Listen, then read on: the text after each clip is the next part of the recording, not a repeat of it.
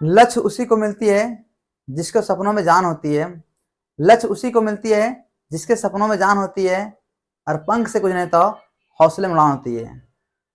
तो ये फ्रेंड हम लोग कुछ जानते हैं, महत्वपूर्ण पॉइंट है ना, जाने कि भिन्न, ठीक है, फ्रैक्शन के बारे में कि फ्रैक्शन है ना, पहले तो फ्रैक्शन क्या है और फ्रैक्शन के कितने प्रकार होते हैं, ठीक है, टाइप्स ऑफ फ्रैक्शन, तो हम इनको अच्छे से जाने। ठीक है, देखिए फ्रैक्शन यहाँ पे क्या है, तो फ्रैक्शन है ना, भिन्न किसे बोलते हैं, तो वैसी संख्या जिसे हम p बाय क्यू के रूप में संख्या लिख सकते हैं। ठीक है, यानी जिस किसी संख्या को क्या हम, तो हम p बटे क्यू के रूप में क्या करते हैं, संख्या को लिख सकते हैं, लेकिन आना है कि q जो so not equal to zero होना चाहिए। ठीक है, q जो सो जीरो के बराबर नहीं होना चाहिए, तो हम इसे फ्रैक्शन कहेंगे। क्लियर, ये हो गया आपका फ्रैक्शन किसे कहते हैं। ठीक है, अब फ्रैक्शन के टाइप देखिए कितने तरह होता है। ठीक है, करना है कि भिन्न के प्रकार कितने प्रकार होते हैं, तो भिन्न के जो प्रकार होते हैं वह 3 प्रकार के होते हैं। पहला भिन्न होता है प्रॉपर भिन्न, इसको बोलते हैं हम लोग उचित भिन्न, प्रॉपर फ्रैक्शन।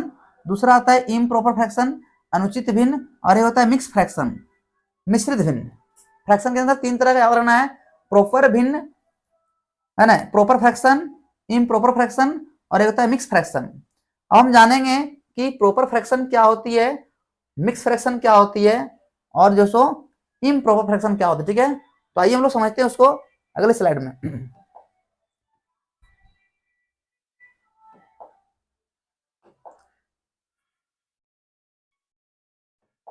देखिए यहाँ पे आपका 3 तरह हो, इसमें से देखिए पहला आता है प्रॉपर फ्रैक्शन। कौन सा फ्रैक्शन, प्रॉपर फ्रैक्शन क्या है, यानी उचित भिन्न क्या है।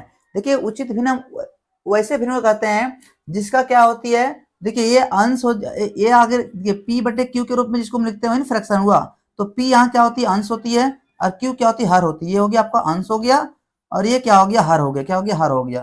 तो जिस भिन्न को हम p बटे क्यू के रूप में लिख सकते हैं, अर्थात देखिए अगर हम अंश हर से कम रहती है, क्या होती है, जब अंश जो सो हर से कम होती है, तो ऐसे भिन्न को क्या बोलते हैं हम लोग, उचित भिन्न, अर्थात क्या बोलते हैं, प्रॉपर फ्रैक्शन बोला था। ठीक है, और है जिस भिन्न का मान जो सो क्या, यानी वैसा भिन्न जिसका अंश जो सो हर से कम हो, तो वैसे भिन्न क्या कहलाती है, तो प्रॉपर फ्रैक्शन कहलाती है, अर्थात उचित भिन्न कहलाती है। ठीक है, देखिए यहाँ भी देखिए सब में अगर ऐसा कितनों भी संख्या रहेगा, अगर ऊपर कम हो किससे, हर से, तो समझ आना कि वो कौन सा भिन्न है, तो वो हो गया आपका के, तो प्रॉपर फ्रैक्शन हो गया, अर्थात उचित भिन्न हो गया। क्लियर, इतने बात याद रहा। ठीक है, अब हम जानते हैं अगला क्या है, इम्प्रॉपर फ्रैक्शन। ठीक है, अनुचित भिन्न।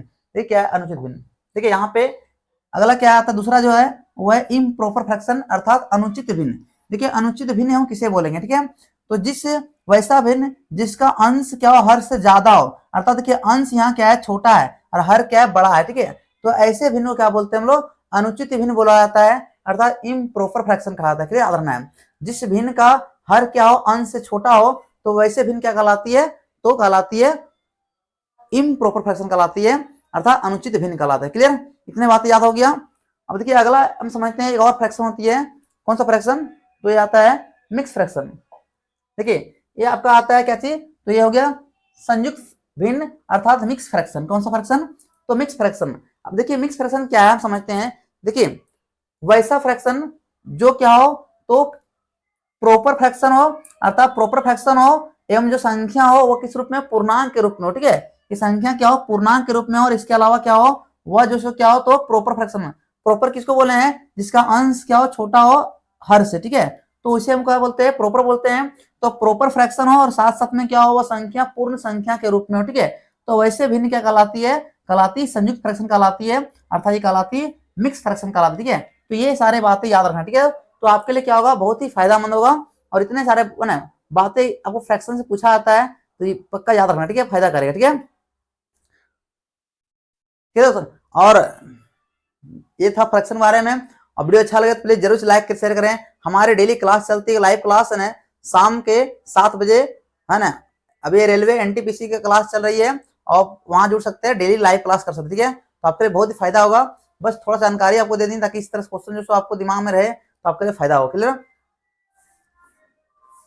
तो फिर आइए हम लोग फिर कुछ दूसरे टॉपिक में मिलते हैं।